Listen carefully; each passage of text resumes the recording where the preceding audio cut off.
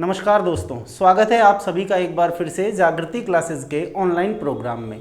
मैं एम के व्यास। पिछले 3 वीडियोज़ में हमने राजस्थान के भूगोल के बारे में, उसकी स्थिति और विस्तार के बारे में पढ़ा था।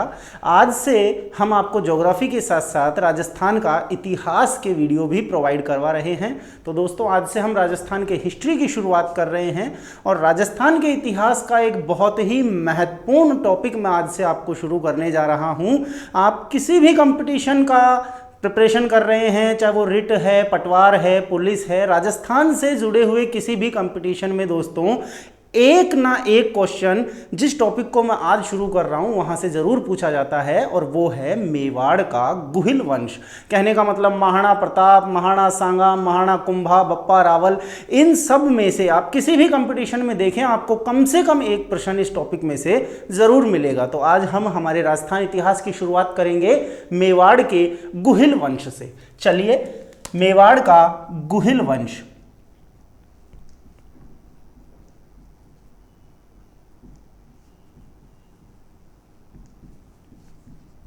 मेवाड़ गुहिल वंश को पढ़ने से पहले, हम इस गुहिल पे जाने से पहले इस मेवाड़ को समझते हैं कि ये मेवाड़ कहाँ है, इसकी स्थिति राजस्थान में कहाँ है। देखिए, मेवाड़ जो है, इस मेवाड़ को प्राचीन जनपद काल के समय में शिवी जनपद के नाम से जाना जाता था। जब पूरा भारतवर्ष 16 महाजनपदों में बटा हुआ था, जनपद का मतलब अगर मैं आपको साधारण शब्दों में समझाऊं तो जिस तरह से आज भारत राज्यों में विभाजित है, उसी तरह उस समय ये आर्यावर्त, ये पूरा भारतवर्ष इन 16 महाजनपदों में विभाजित था और उन महाजनपदों के भीतर स्थित थे जनपद, और उसी में से एक जनपद हुआ करता था शिवी जनपद, जिसे आज आप मेवाड़ कहते हो। इस शिवी जनपद की जो राजधानी हुआ करती थी वो थी मध्यमिका नगरी। शिवी जनपद की राजधानी क्या हुआ करती थी? मध्यमिका नगरी। इस शिवी जनपद को जैसे जैसे समय आगे बढ़ा, इस शिवी जनपद का नाम बदल गया और शिवी जनपद को जाना गया प्रागवार के नाम से। शिवी जनपद का नाम क्या हो गया? प्रागवार। प्रागवार का नाम आगे जाकर भविष्य में मेदपाट के नाम से जाना जाने लगा, मेदपाट। और ये मेदपाट दोस्तों कालांतर में जाकर बन गया मेवाड़। इस मेवाड़ को वर्तमान राजस्थान में अगर हम देखें तो मेवाड़ का मतलब है राजसमंद। वर्तमान स्थिति जो इसकी है वो राजसमंद और उदयपुर, इन 2 जिलों के बीच स्थित है ये मेवाड़, जिसकी हम आज बात कर रहे हैं। दूसरी तरफ ये मध्यमिका नगरी, मध्यमिका नगरी का नाम वर्तमान समय में चित्तौड़गढ़ पड़ गया। आ गई होगी बात समझ में। शिवी जनपद से प्रागवार, प्रागवार से मेदपाट, मेदपाट से मेवाड़, और मेवाड़ का मतलब आपके आज के समय के राजसमंद और उदयपुर जिलों का क्षेत्र। और दूसरी तरफ इसकी राजधानी, जिसे मध्यमिका के नाम से जानते थे, जो आज जाना जाता है चित्तौड़गढ़ जिले के नाम से। यानी कहने का मतलब मेवाड़ से हमारा तात्पर्य है राजस्थान के मुख्यतः चित्तौड़गढ़, उदयपुर और राजसमंद जिलों में फैला हुआ क्षेत्रफल, ये मेवाड़ के नाम से जाना जाता था। तो ये मेवाड़ का प्राचीन इतिहास हुआ कि मेवाड़ को किस नाम से जानते थे और उसकी राजधानी कहाँ थी। चलिए, अब बात करते हैं इस गुहिल शब्द की। गुहिल, गुहिल, गुहिलोत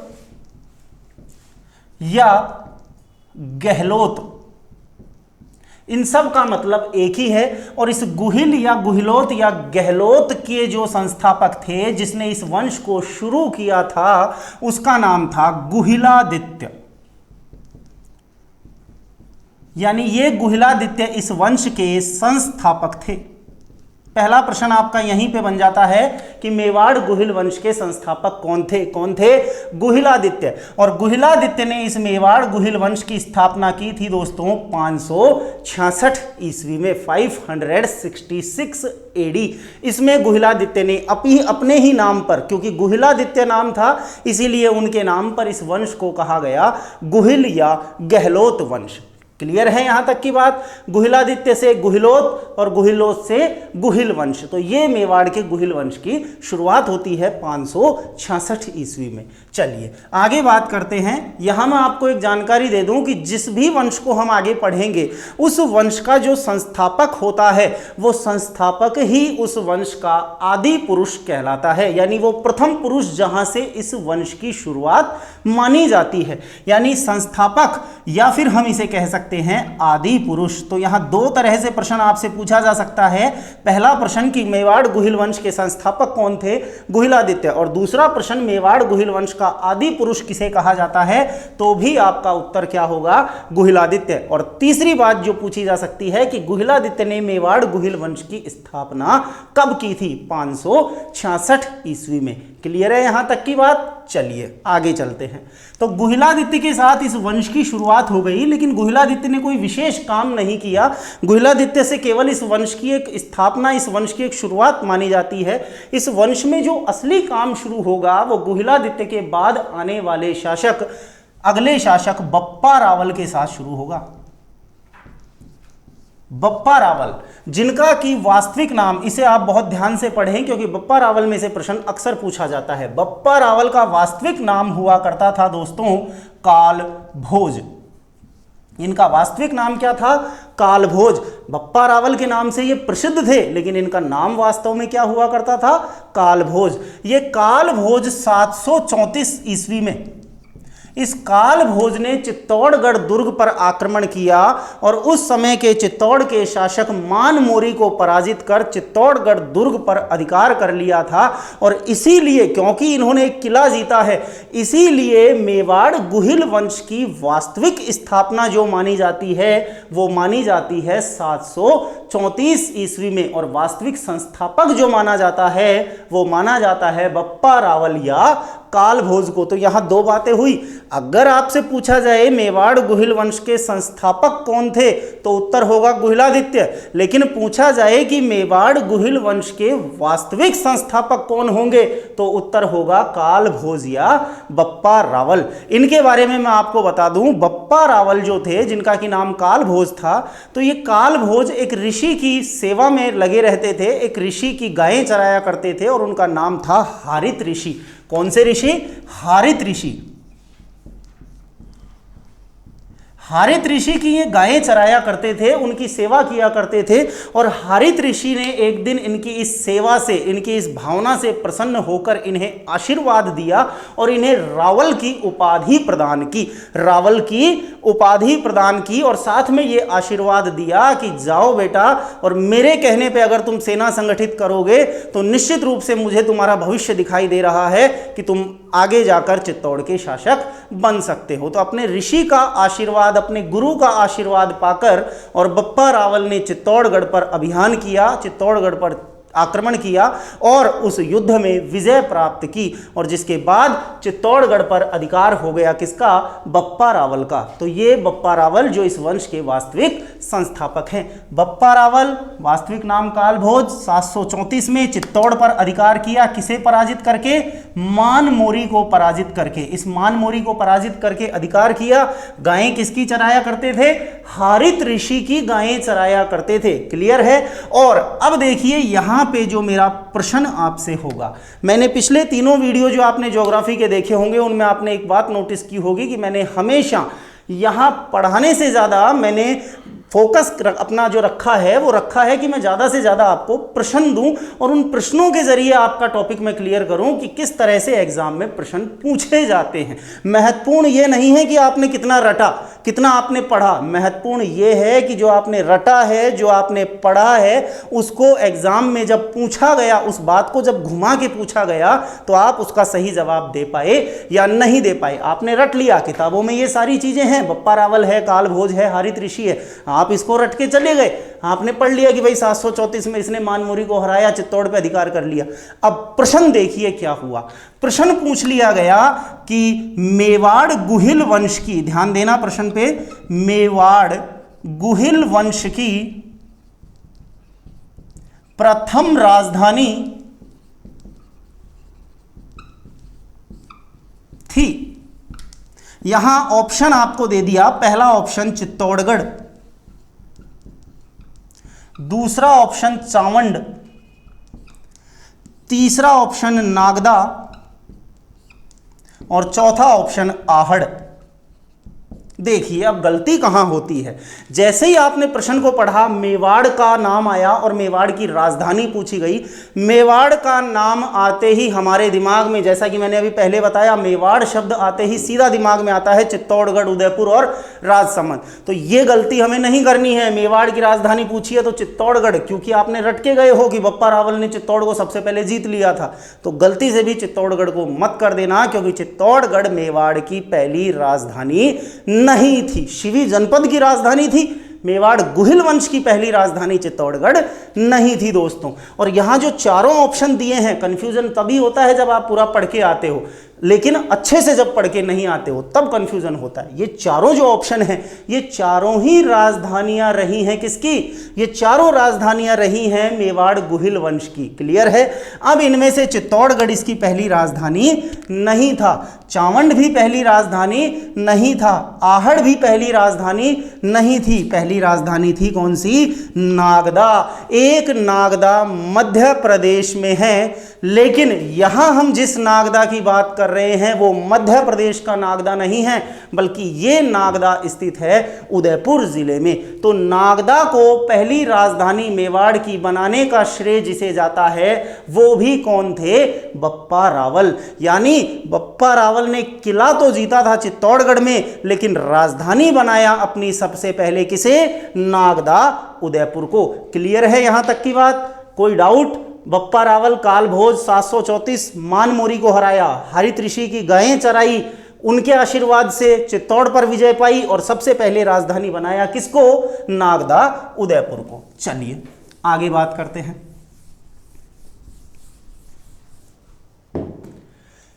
इसी बप्पा रावल की बात आगे करते हैं। बप्पा रावल ने हिंदू सूर्य,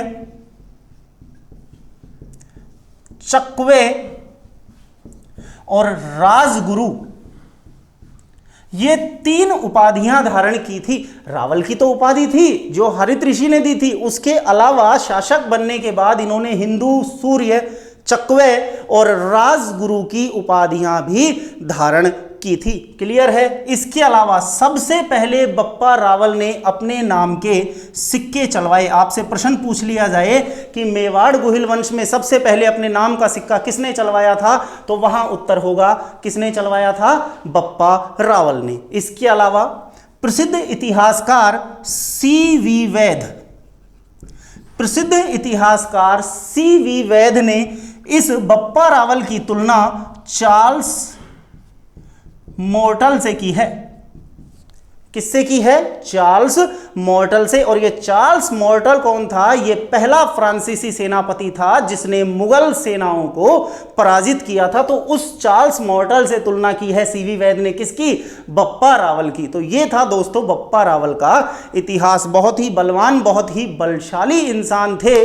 कहा जाता है, इतिहास इनके बारे में कहता है कि ये इंसान एक ही समय पर, इनकी जो लंबाई थी लगभग 7.5 फीट से ज़्यादा बताई जाती है, और ये इंसान एक ही बार में 2-2 बकरों की एक साथ बलि दे दिया करता था। दोनों हाथों में तलवार लेकर एक झटके में 2 बकरों को हलाल कर दिया करता था। और उन दोनों बकरों का, बड़ी बात ये नहीं है कि 2 बकरों की बलि दे देता था, बड़ी बात यह है कि ये एक ही समय पर उन दोनों बकरों को प्रसाद स्वरूप ग्रहण भी कर लिया करता था। और उससे भी बड़ी बात यह है कि ये उन दोनों बकरों को पचा भी लिया करता था। तो आप सोच सकते हैं कि उस समय के ये मेवाड़ गुहिल वंश के बप्पा रावल कितने बलवान और कितने शक्तिशाली रहे होंगे।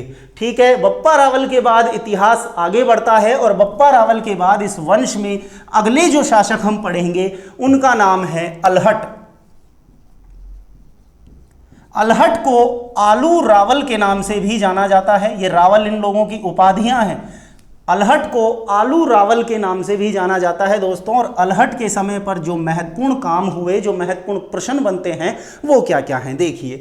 अलहट ने जो सबसे पहला काम किया, याद रखें, ऐसे अलहट और ऐसे आहड़, ऐसे अलहट ऐसे आहड़। तो सबसे पहला काम अलहट ने किया, आहड़ को अपनी राजधानी बनाया। इसे नागदा पसंद नहीं आया, इसलिए अपने पहली राजधानी, अपनी जो राजधानी है इसने बनाया किसे?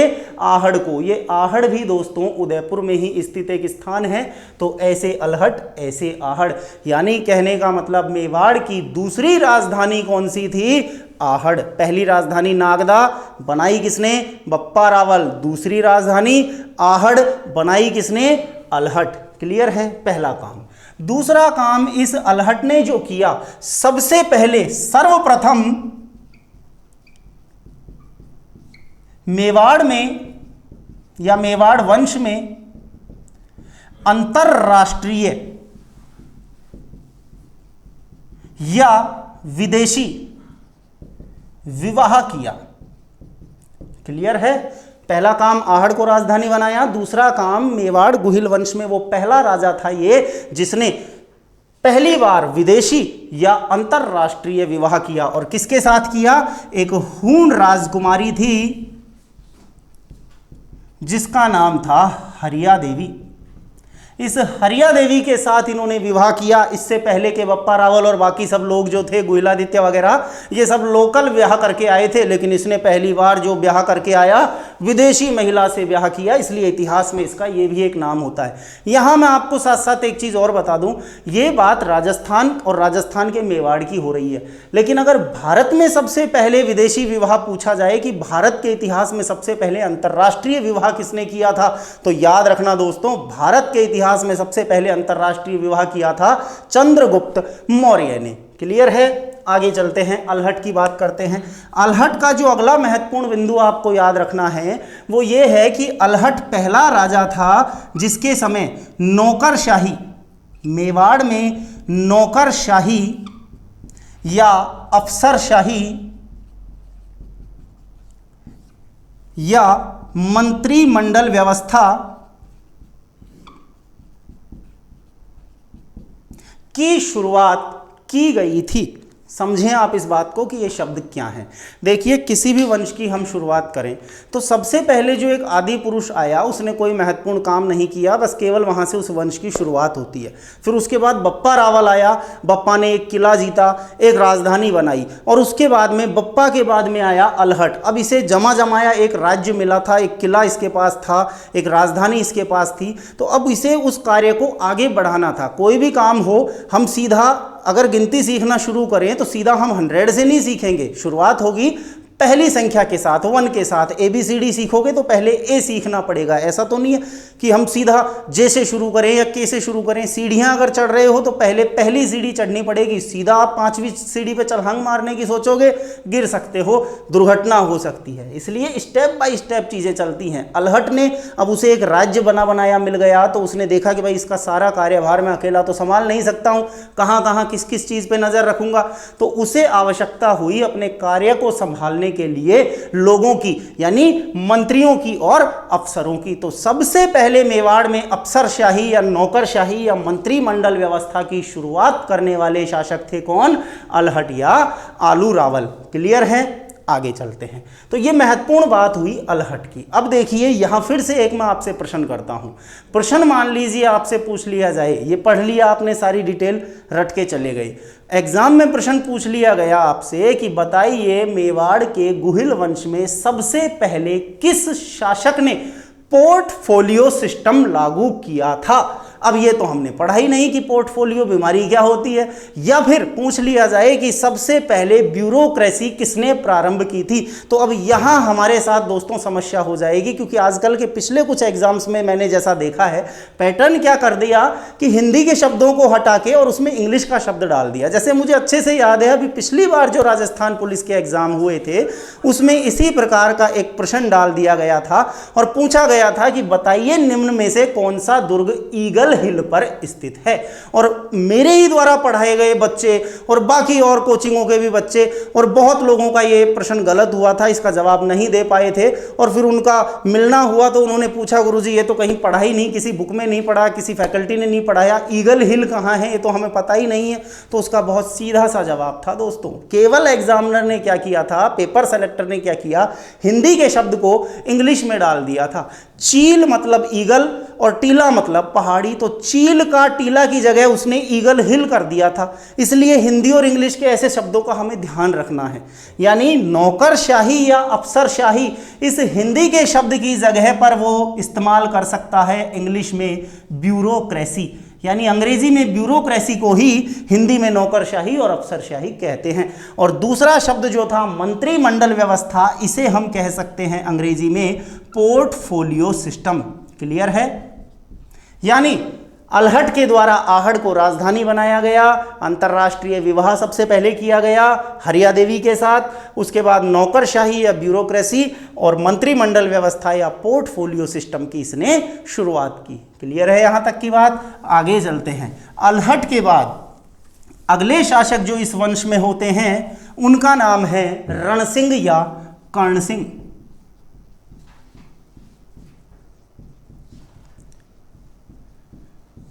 रणसिंह या कर्णसिंह महत्वपूर्ण है, ध्यान दें इन पर।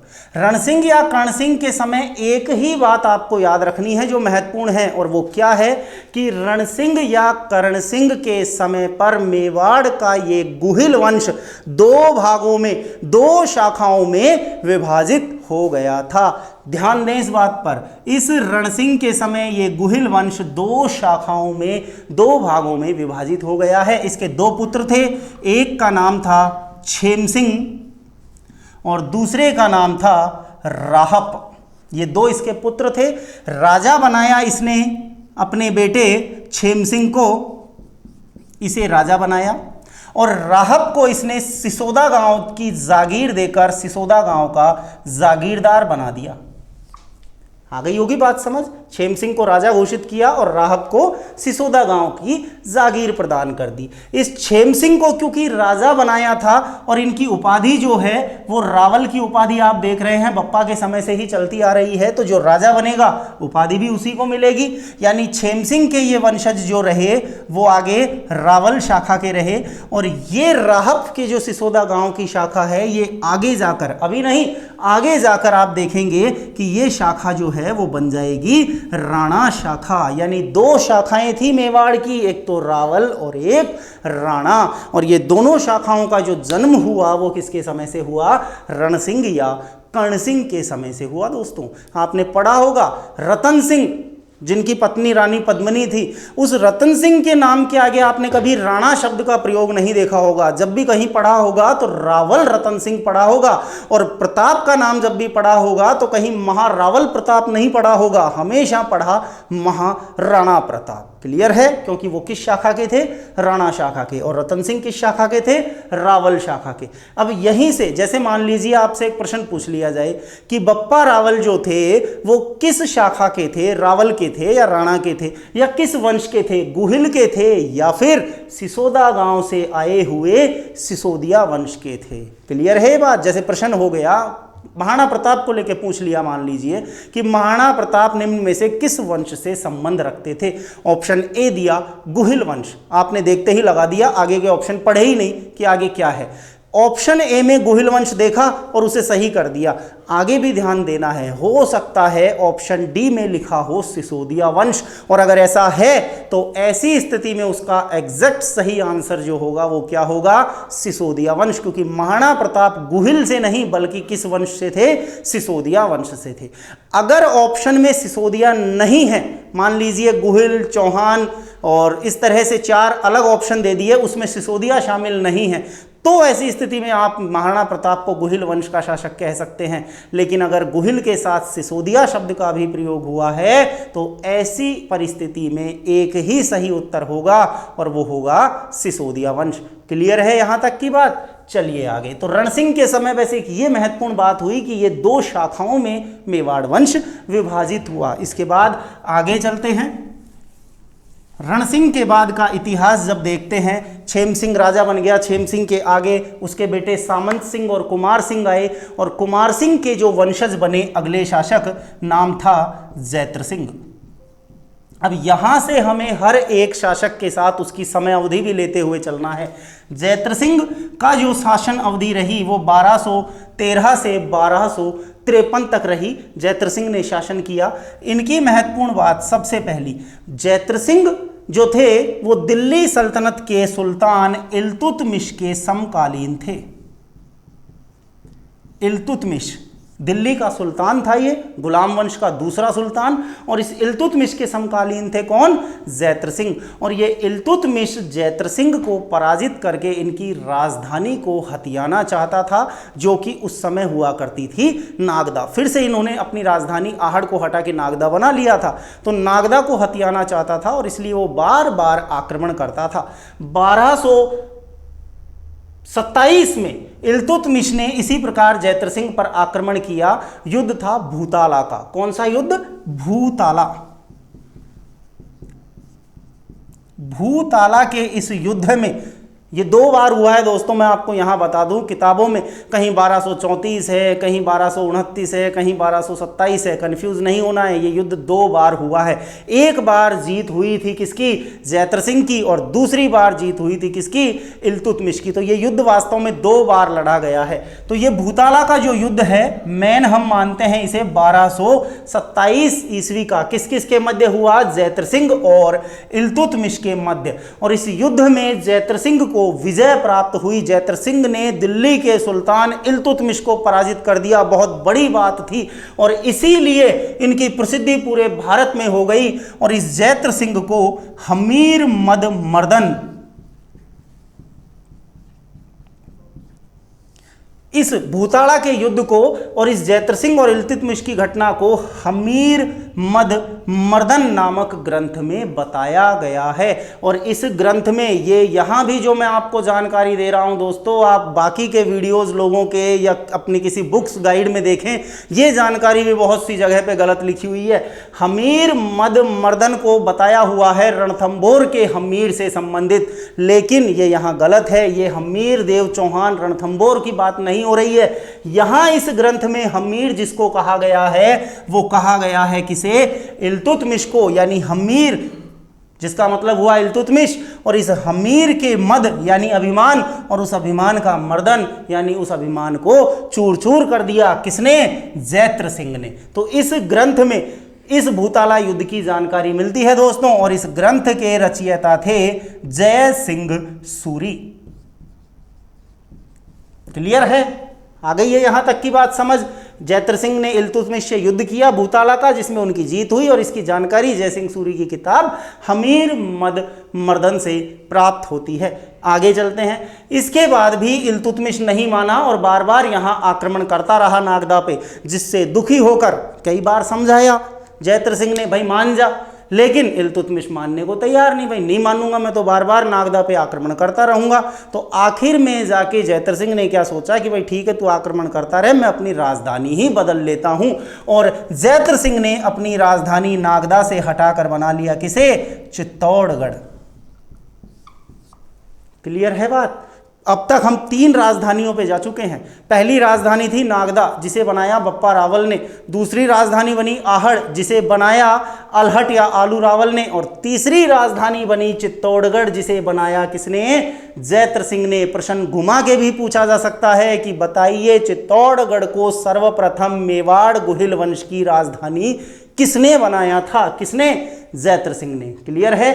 किसके आक्रमणों से दुखी होकर बनाया था? दिल्ली के सुल्तान इल्तुतमिश के आक्रमणों से दुखी होकर बनाया था। क्लियर है बात यहां तक? आगे चलते हैं। जैत्र सिंह के बाद अगले जो शासक होते हैं उनका नाम है तेज सिंह।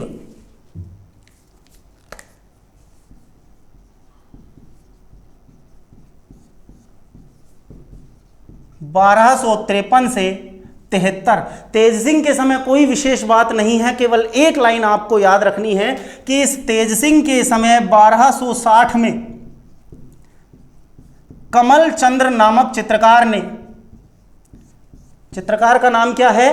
कमल चंद्र। इस कमल चंद्र नामक चित्रकार ने राजस्थान के प्रथम जैन चित्रित ग्रंथ, नाम है श्रावक प्रतिक्रमण सूत्र चूर्णी, 1260 में कमल चंद्र ने तेज सिंह के समय श्रावक प्रतिक्रमण सूत्र चूर्णी ग्रंथ की रचना की थी, जो राजस्थान का प्रथम चित्रित ग्रंथ है और किस धर्म से संबंध रखता है? जैन धर्म से संबंध रखता है। लाइन 1 है, लेकिन प्रश्न यहां 5 बन सकते हैं। सबसे पहली बात, राजस्थान का प्रथम चित्रित ग्रंथ है श्रावक प्रतिक्रमण सूत्र चूर्णी।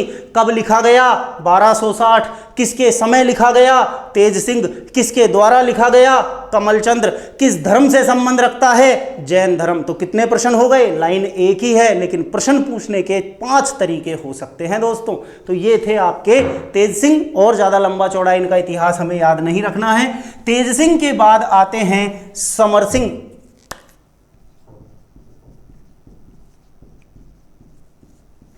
समर सिंह जो कि 1273 से लेकर 1302 तक मेवाड़ गुहिल वंश के शासक रहे, और समर सिंह के 2 ही काम हमें याद रखने हैं। 1302 तक रहे थे, 2 ही काम याद रखने हैं।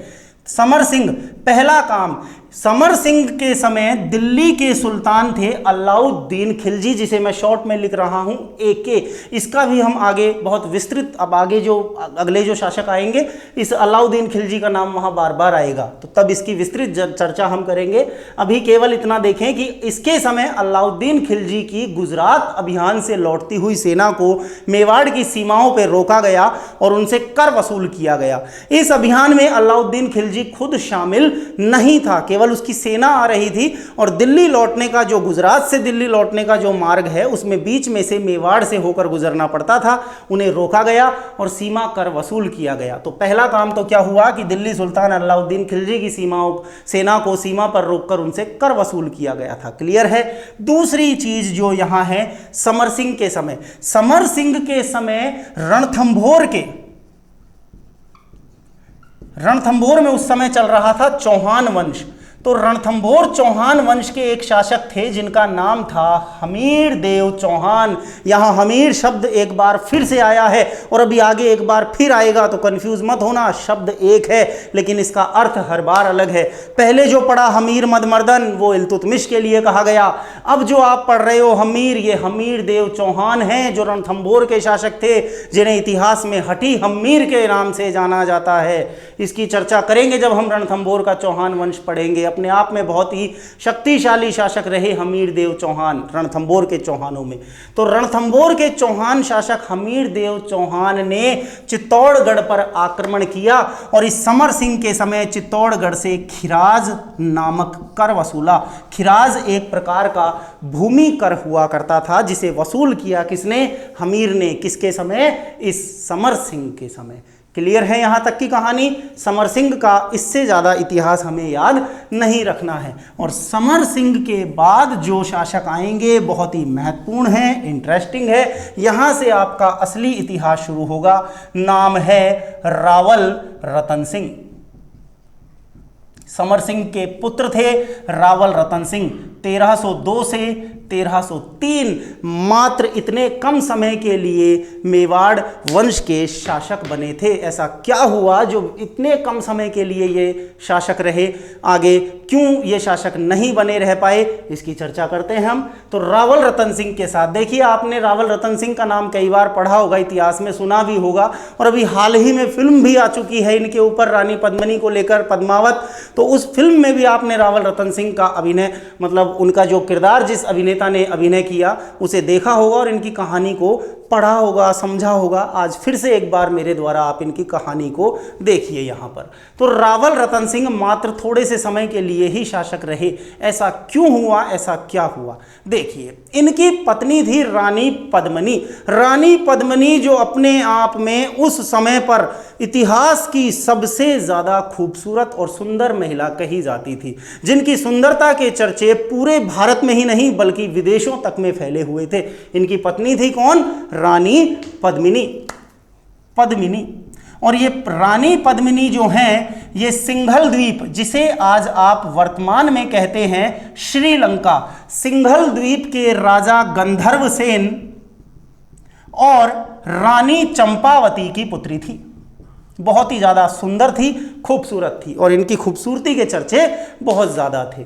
तो ये इनकी पत्नी थी और यही एक शायद मेरे जितना मैंने इतिहास को अभी तक पढ़ा है रावल रतन सिंह के बारे में, कि यही शायद एक वजह रह गई थी कि रावल रतन सिंह का शासन इतने कम समय के लिए रहा था। देखिए दोस्तों, क्या होता है कि कई बार ज़्यादा सुंदरता भी दुखदायी साबित हो सकती है और ऐसा ही कुछ रानी पद्मिनी और रावल रतन सिंह के साथ हो गया था। क्या हुआ था?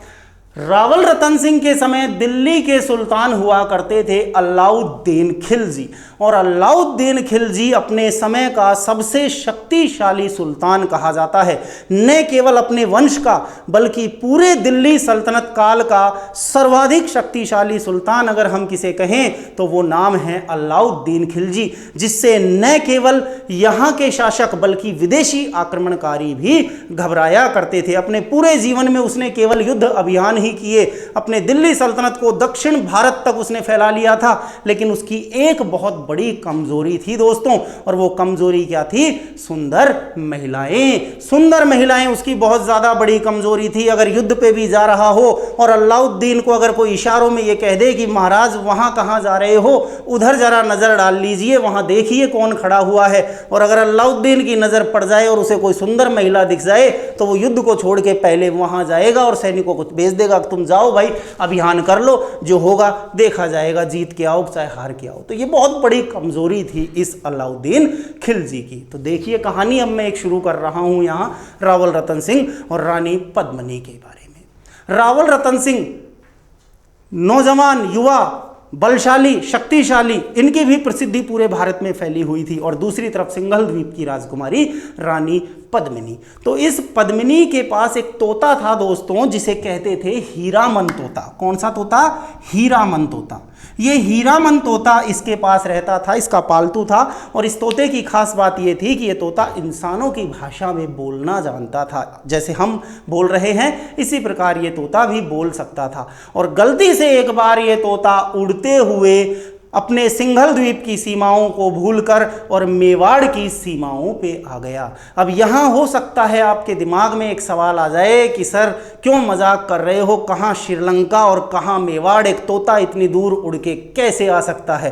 तो मैं आपको बता दूं, बिल्कुल आ सकता है। जब भारत से हजारों मील दूर स्थित रशिया के साइबेरिया से हर साल एक सारस उड़ के भरतपुर के घना पक्षी विहार में आ सकता है, ऑथेंटिक बात है, तो श्रीलंका से उड़ के एक तोता भी मेवाड़ की सीमाओं में आ सकता है। अब मैंने देखा नहीं, लेकिन इतिहास कहता है और मैं मानता हूं कि हो सकता है भाई, बिल्कुल आया होगा।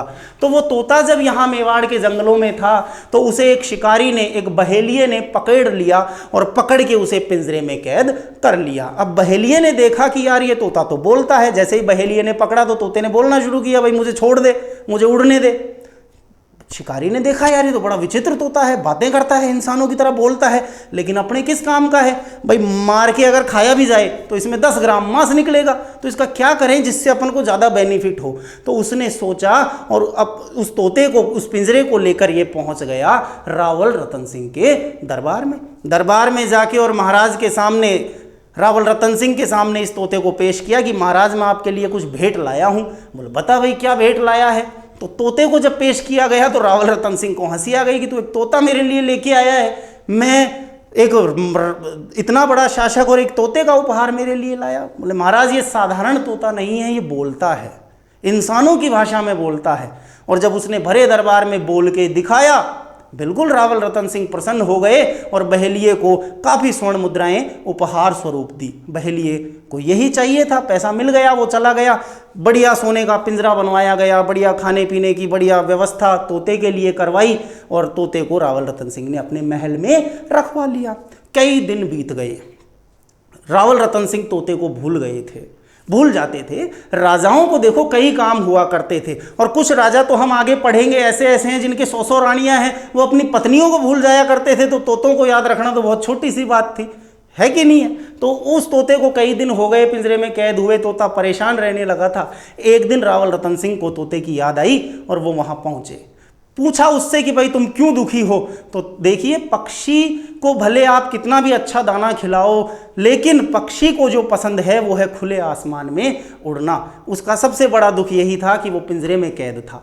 तो तोते ने कहा कि भाई आपके राज्य में देखिए महाराज मैं बहुत खुश हूँ, सब कुछ ठीक है, आप भी बहुत ही गुणवान और बलवान शासक हैं, लेकिन मुझे आपके राज्य में एक कमी नज़र आती है। वो बता भाई क्या नज़र आता है। बोले जितने आप रूपवान और गुणवान हो उतनी आपके पास सुंदर और रूपवती और गुणवती एक रानी भी होनी चाहिए थी, जो मेरी नज़र में है। बोले बता भाई कौन है वो। बोले सिंघल द्वीप की राजकुमारी पद्मिनी, वो आपके काबिल है, और अगर आप कहें तो मैं जाकर उनसे आपके रिश्ते की बात चलाता हूं। तोता कह रहा है ये बात रावल रतन सिंह को।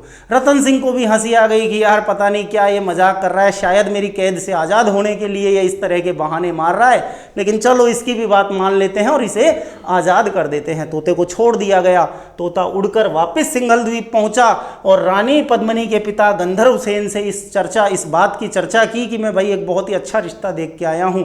चर्चाएं आगे बढ़ी और इस प्रकार रानी पद्मिनी, जो राजकुमारी पद्मिनी थी, वो रानी पद्मिनी बनकर कहाँ आ गई दोस्तों, मेवाड़ आ गई। आगे जब भी कभी राजपूत राजाओं में इस प्रकार राजकुमारियों की शादियां होती थी तो बहुत सी जो राज्य की गरीब कन्याएं हैं, दासी पुत्रियां हैं, उन सभी को राजकुमारी के साथ दासी बनाकर भेज दिया जाता था। और उसी प्रकार रानी पद्मिनी के साथ सिंघल द्वीप से 1600 दासियां भी मेवाड़ रावल रतन सिंह के राजमहल में आ गई थी। सब कुछ ठीक चल रहा था, नए नए विवाह हुए थे रानी पद्मिनी और रावल रतन सिंह के, सब कुछ अच्छे से चल रहा था। लेकिन इतिहास को शायद कुछ और ही मंजूर था। इस रावल रतन सिंह के दरबार में एक ब्राह्मण रहता था जिसका नाम था राघव चेतन। इसका नाम आपको याद रखना है दोस्तों, राघव चेतन। क्या नाम था?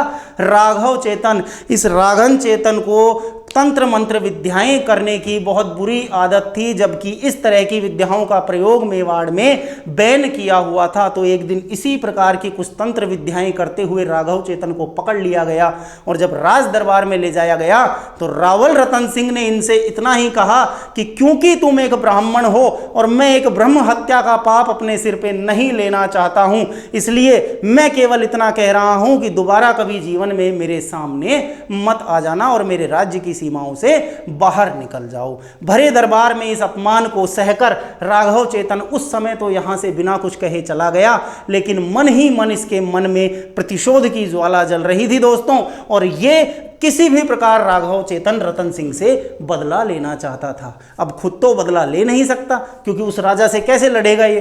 तो इसने देखा कि यार मैं कोई ऐसा आदमी ढूंढ के लाऊं जो रावल रतन सिंह को टक्कर दे सके। और इसलिए क्योंकि अभी मैंने आपको थोड़ी देर पहले बताया था कि दिल्ली का सुल्तान हुआ करता था अलाउद्दीन खिलजी, जो पूरे भारत में प्रसिद्ध था अपने सैन्य अभियानों के लिए, लेकिन बदनाम था किस बात के लिए? खास तौर से सुंदर महिलाओं के प्रति आकर्षण के लिए। और ये बात सभी जानते थे, राघव चेतन भी जानता था। इसलिए राघव चेतन पहुंच गया अलाउद्दीन के दरबार में और वहां जाकर उसे उकसाया। किसके प्रति? रानी पद्मिनी के प्रति। और इतना उकसाया कि अलाउद्दीन खिलजी ने रानी पद्मिनी को पाने की इच्छा में चित्तौड़ पर आक्रमण कर दिया। और चित्तौड़ ने भी, रावल रतन सिंह ने भी अपने वीर सेनापति, इनके दो सेनापति हैं दोस्तों, नाम है गोरा और बादल, ये दोनों चाचा भतीजा थे। गोरा चाचा था और बादल भतीजा था। इन दोनों वीर सेनापतियों के साथ रावल रतन सिंह ने लड़ते हुए अपने प्राण, अपने देश, अपने राज्य, अपने मातृभूमि की रक्षा के लिए न्यौछावर कर दिए। लेकिन अलाउद्दीन खिलजी के सामने अपनी राजपूती शान को नहीं झुकने दिया और रावल रतन सिंह लड़ते हुए वीरगति को प्राप्त हो गए। जैसे ही ये खबर रानी पद्मिनी को मिली कि रावल जी लड़ते हुए वीरगति को प्राप्त हो गए हैं, तो वीर राजपूत छत्राणी दुश्मन के हाथों नहीं जाना चाहती थी और इसीलिए इसने अपनी उन 1600 दासियों के साथ मिलकर अग्नि कुंड में कूदकर जौहर कर लिया, जिसे इतिहास का सबसे बड़ा जौहर और जौहर मेला कहा जाता है। और यहीं से एक प्रश्न बन जाता है कि ये इतिहास में, मेवाड़ के इतिहास में किया गया पहला जौहर था, जो किसके आक्रमण की वजह से हुआ था? अलाउद्दीन खिलजी की वजह से। कुल 3 जौहर पढ़ेंगे हम इस मेवाड़ के इतिहास में, जिनमें से सबसे पहला जौहर किया है किसने? रानी पद्मिनी ने। क्लियर है यहां तक की बात? किसकी वजह से किया?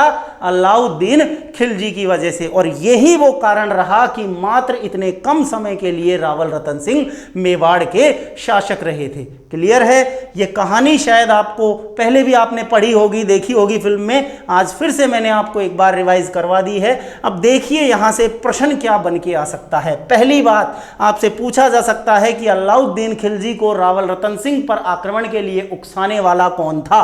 राघव चेतन। दूसरा प्रश्न जो कई बार पूछा भी जा चुका है, गोरा बादल किसके सेनापति थे? रावल रतन सिंह। रानी पद्मिनी कहां की थी? सिंघल द्वीप। इनके पिता का नाम था गंधर्वसेन, इनकी माता का नाम था चंपावती। क्लियर है ये चीज? इसके अलावा ये जो कहानी मैंने आपको अभी राघव चेतन, रावल रतन सिंह, रानी पद्मिनी, अलाउद्दीन खिलजी की सुनाई है, ये कहानी हमने कहां से सीखी, हमने कहां से पढ़ी, हमें इतिहास में इस कहानी के बारे में किसने बताया?